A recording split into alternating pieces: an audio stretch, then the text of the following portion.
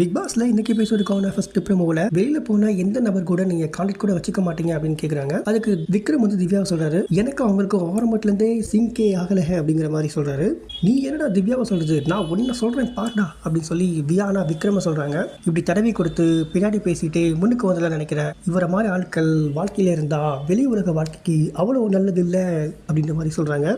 திவ்யா சாண்ட்ராம சொல்றாங்க, என் மேல ஒரு ராங் அலிகேஷன் வச்சு என் முதுகுல குத்துறதுனால whatever it is, Sandra கூட நான் வெளியில் போனோடனே கான்டாக்டாக வச்சுக்கவே மாட்டேன் அப்படின்ற மாதிரி சொல்கிறாங்க. ஓகே, யார் கூட கான்டாக்டில் இருக்க மாட்டாங்க அப்படிங்கிறதுலாம் முக்கியம் இல்லை. பட் இந்த டாஸ்க்கை பொறுத்த வரைக்கும் எது முக்கியம் அப்படின்னா கான்டென்ட் தான் முக்கியம். அவங்களுக்கு அதை நல்லபடியாக எடுத்திருக்காங்க. ஓகேவா பிக் பாஸ், இந்த கான்டென்ட் போதுமா? திருப்தியா உங்களுக்கு. ரெண்டாவது ப்ரோமோல திவ்யா, வியானா, பிரவீன்ராஜ் இவங்க 3 பேருமே சாண்ட்ரா பத்தி பேசுறாங்க. திவ்யா சொல்றாங்க, நீ விக்ரம் கூட கேம்ல நல்லா விளையாடுற போல அப்படின்னு சொல்லி பேசுறதுலாம் எனக்கு பிரச்சனையே இல்லை, உனக்காக பச்சை மிளகாய் சாப்பிட்டேன் பாரு, அது என்னோட தப்பு அப்படிங்கிற மாதிரி பேசுறாங்க. வியானா சொல்றாங்க, நான் ஒருத்தர் கூட இருக்கனால இருப்பேன், அவளை காலி பண்ணாலும் பண்ணுவேன் அப்படின்னு. அட, இது எப்ப வியானா உங்ககிட்ட சாண்ட்ரா சொன்னாங்க, எங்களுக்கு தெரியலையே.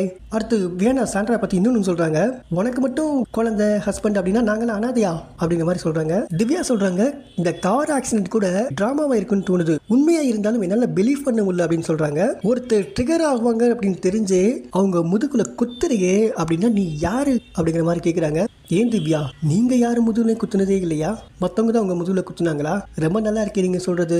மூணாவது ப்ரோமோ பாக்குற நிறைய பேர் கண்டிப்பா எழுதிருப்பாங்க. கானா வினோத் மணி பாக்ஸ தூக்குற அந்த விஷயம் தான்.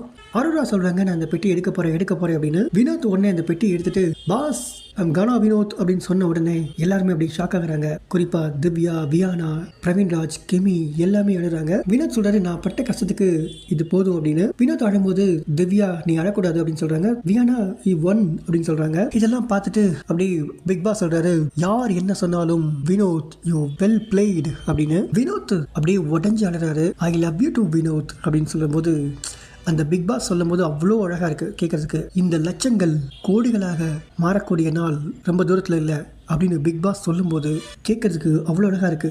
என்னதான் பிக் பாஸ் இப்படி ஒரு மோட்டிவேட்டடா பேசினாலும் கூட உள்ள இருக்கிற கண்டஸ்டன்ஸ் எல்லாரும் சேர்ந்து டைட்டில் வின் பண்ண வேண்டிய ஒரு மனுஷனை ட்ரிகர் பண்ணி பிரெயின் வாஷ் பண்ணி கன்ஃபியூஸ் பண்ணி அந்த மணி பாக்ஸ் எடுக்க வச்சிருக்காங்க. இது உண்மையிலே ரொம்ப பெரிய தப்புங்க.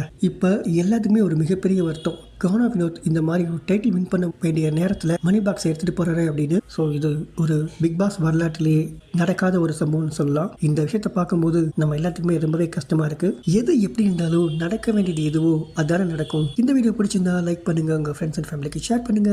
மேலும் அப்டேட்டுக்கு ரீல் அண்ட் ரியல் சேனலை சப்ஸ்கிரைப் பண்ணுங்க.